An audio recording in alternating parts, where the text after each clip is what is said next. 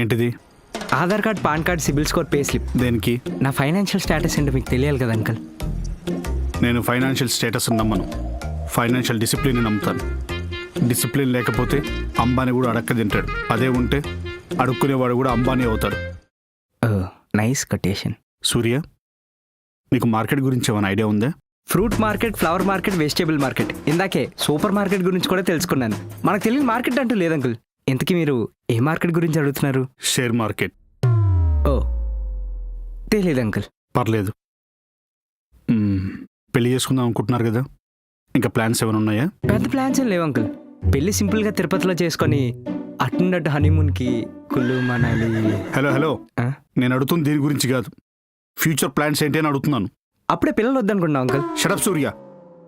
Job చేస్తున్నావు okay, other investment ఉండాలి కదా. రేపు ఫ్యూచర్లో ఏదైనా పెద్ద ప్రాబ్లం వచ్చి పెద్ద మొత్తంలో డబ్బు అవసరమైతే ఏం చేస్తావు? ఓ అదా, అర్థమైంది అంకుల్. మనపురం ఉందిగా. వాట్? అదే అంకుల్, వెంకటేష్ యాడ్ వస్తుందిగా టీవీలో.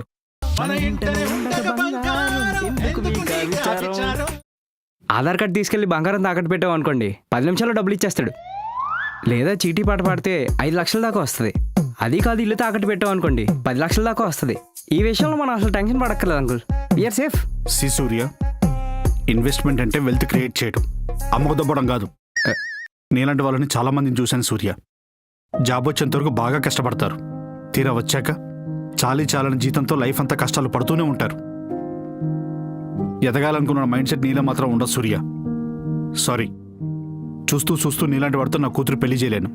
You can leave now.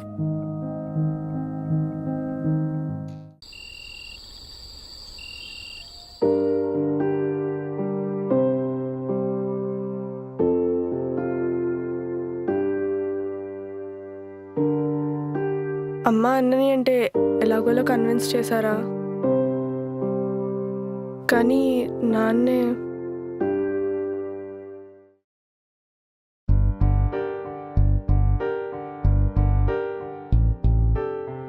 వాడిలో నాకు నచ్చిన క్వాలిటీ ఒక్కటి కూడా లేదు.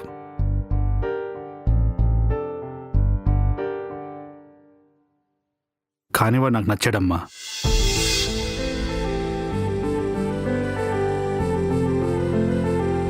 One second, Surya. Take this.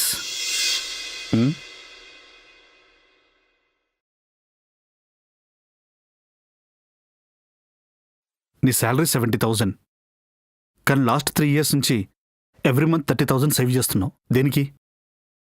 మీ ఇల్లుతో పోలిస్తే మా ఇల్లు కొంచెం చిన్నది అంకుల్. చంద్ర అక్కడ అడ్జస్ట్ అవ్వలేదు అనిపించింది. అందుకే జాబ్ వచ్చిన ఫస్ట్ మంత్ నుండే సేవ్ చేయడం స్టార్ట్ చేశా.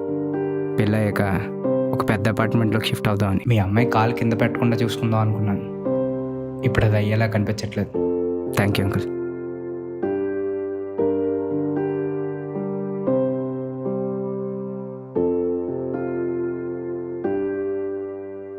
వాయిలో నాకు నచ్చిన క్వాలిటీస్ లేవు, కానీ నేర్పిస్తే నేర్చుకుంటాడు. ఎంత నేర్పించినా నేర్చుకోలేని క్వాలిటీస్ కొన్ని ఉంటాయి. అందులో సిన్సియారిటీ ఒకటి. అది వాడుకుంది. వాళ్ళ ఫ్యామిలీతో మాట్లాడమని చెప్పు. మంచిగా చూసి ముహూర్తాలు పెట్టుకుందాం.